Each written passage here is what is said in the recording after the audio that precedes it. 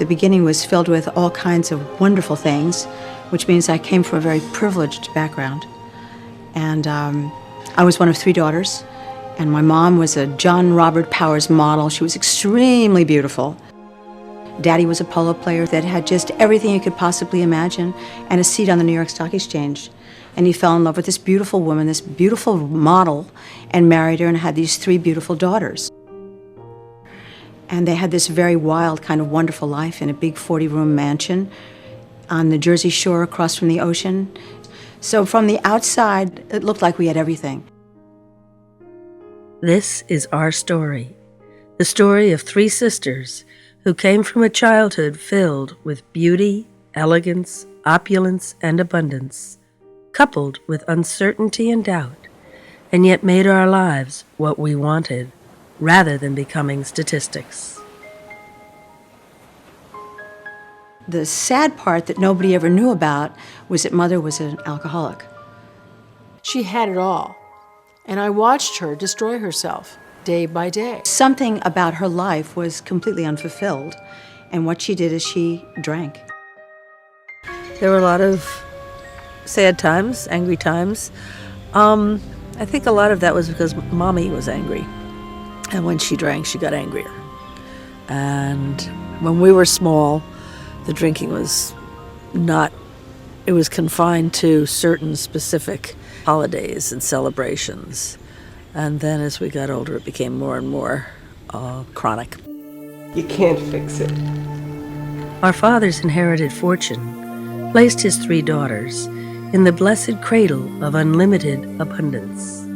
In the early 50s, we lived in our grandmother's brownstone on 57th and Madison, where we attended the most prestigious private Catholic girls' school in New York.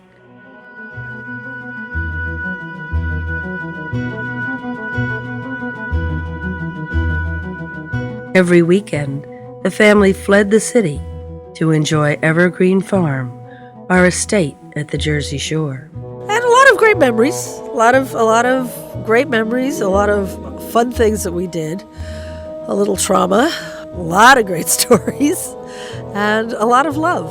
There was a lot of love in there. My parents, they were either loving each other or killing each other. There was no in-between. It was never dull. Educated at the finest schools, birthday parties at the most elegant restaurants and the plaza, presented to society at debutante balls.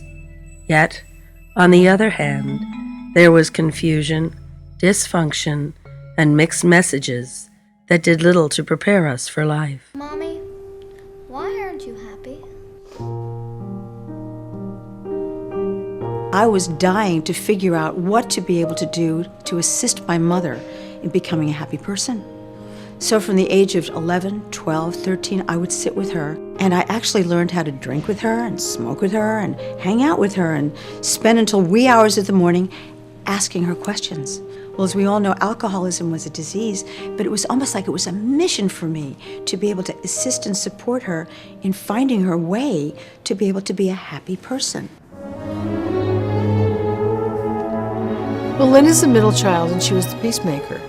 And she was the enabler. She was the one who was trying to make sense out of her reality by getting to know Mother and spending time with her. I handled my circumstances differently. I basically disconnected from that family of origin because I thought that their behavior was rather crazy, erratic, and dysfunctional. Those times when I would stand by the window and look out, I had this awareness of being in existence. Remember, the youngest child in a family of extroverts who were larger than life. A lot of my younger childhood, I really didn't even feel like I was in existence. And those moments in my bedroom when I would look out my window, I had the awareness that I was present, that I was alive, that I had choices, that I was a person.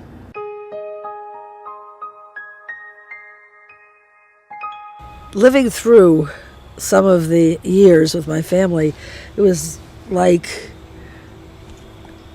being in the ocean in a hurricane. So mean. So mean? Why do you have Is to that say so that? mean? Oh, so mean, so mean, so mean. You're gonna run. Who are you gonna run to? When Mother was drinking, she got really, really nasty. And for some peculiar reason, she would search out ways to hurt us. It got to the point when I was a teenager that I just wouldn't tell her anything that was important to me, because when she was drinking, she'd turn around and smack you in the face with it.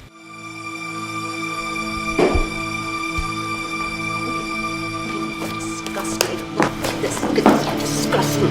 You disgust me. Look at this. She would change dramatically from being loving and kind and affectionate to being cold and distant and vicious. No, we don't do that. And I never knew what would set her off.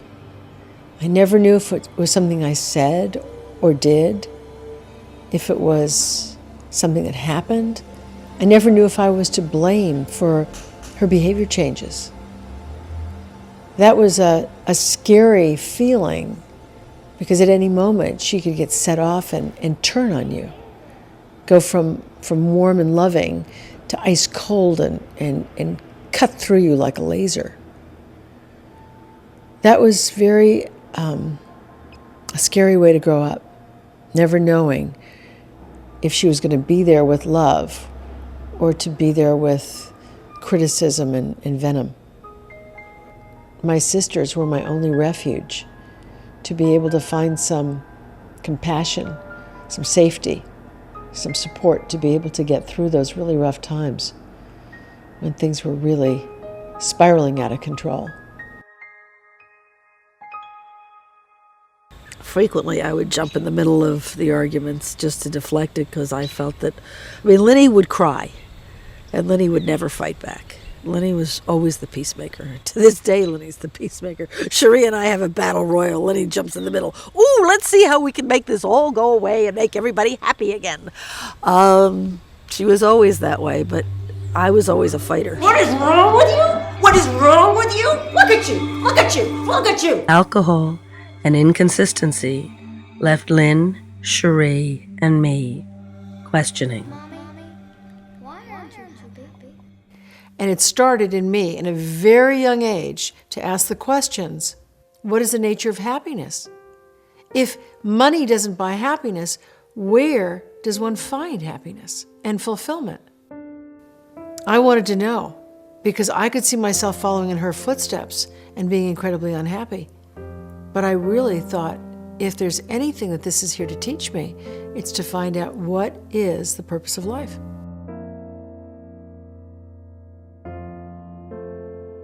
Cast adrift in a sea of doubt, uncertainty, insecurity, and fear, we searched for our inner and outer compass. Well, Bobby and Lenny were raised as twins. Lenny was 11 months younger than Bobby, and they were raised in the same class. And Bobby was the bright one. She was the one who was smart, who never had to study. She always got good grades, and she was pretty, but she was the book smart person. Lenny was the personality. Lenny was the diver and the swimmer and the horseback rider and the singer. And so Lenny had a lot of attention around being the star, the extrovert, the people person. And when I came along, I didn't know where I fit or what I had to offer. We never talked about our feelings or what we wanted. We didn't talk about our insides. The cause and effect of alcoholism has impacted millions of families. It doesn't discriminate. Alcoholism damages the interpersonal dynamics of the family system. Alcoholism is colorblind. It cuts across genders, race, religion. It cuts across everything that separates us. And when you have an alcoholic in your family, it creates dysfunction, because they have made alcohol more important than their own individual choice to be a part of a family, to be a person who is making conscious choices. They've surrendered to the bottle. And when you start drinking seriously, your emotional development somewhat gets arrested. So being raised by Mary and Milton was kind of like being raised by Peter Pan and Wendy. It's like being raised by a couple of 16-year-olds. And there was, after I got to be about 18 or 20, I really felt that I was emotionally more mature than either one of them, which is a very bizarre feeling. But that's who they were and where they were. There are marks that if I were looking now, behavior changes that come when someone drinks. In the case of Milton, he went from being a person who was a nice, gregarious person to a person who was, in my presence, very gregarious, and yet I understand that when I wasn't there, and at various times in their life, it would cause him to come to violence with his wife. And that Mary was just as violent back. It was scary. The violence, the volume, the violence, the screaming and shouting, the noises, they were terrifying to a little child. Alcohol is the #1 drug problem in America. It insidiously invades life at its most basic point, the individual's reality. Alcohol traumatized our lives and made it impossible to know what normal was. So we went through this amazing roller coaster of this incredible life that looked to the world as if it was glamorous and beautiful, and it was, on one level. And then we had the mommy story that was very sad. She killed herself pretty much. When we were growing up, she was drinking heavily. She said that she was trying to drink herself to death. And from me to Lenny to Cherie, all of us have memories staying up until 6 o'clock in the morning trying to talk her out of it. She finally died of cirrhosis of the liver. And when Daddy remarried, which he did a year after Mother passed away, he had what we would call a midlife crisis after Mother died. And when he died, which was 10 years later, we found out the sad truth, which was that all 3 girls were disinherited. Well, it was an end of an era, because our father sold our family home in New Jersey. He sold our apartment in New York, and he basically said, goodbye. Life as you knew it is over. Alcohol wreaked havoc with our family, made Daddy codependent with Mother, and yet he did nothing to resolve the issues. When Mother died, he couldn't live without someone to take care of, and found a woman who made such stringent demands on him that he capitulated to her wishes and disinherited his daughters. The ultimate abandonment empowered all 3 sisters to create fulfilling lives. As hard as it is, life is not over. It deepens the search for meaning. What you make of your life is up to you. That was very important to me growing up, because I saw, regardless of growing up in a home that was an alcoholic home, where we didn't know from day to day whether Mother would be drunk or sober. We really didn't know what was going to surface. Growing up in that kind of unstable, uncertain conditions, and then finding yourself feeling completely cast adrift because your father has disinherited all of his children after your mother passed away. It's easy to feel victimized, to feel sorry for yourself, to feel angry at your parents, for your circumstances. But the thing that makes the difference is to be able to learn the lesson, to get beyond it, and then to take a hold of your life and say, what I make of my life is up to me. Blaming other people blaming my circumstances for the rest of my life is inconsequential.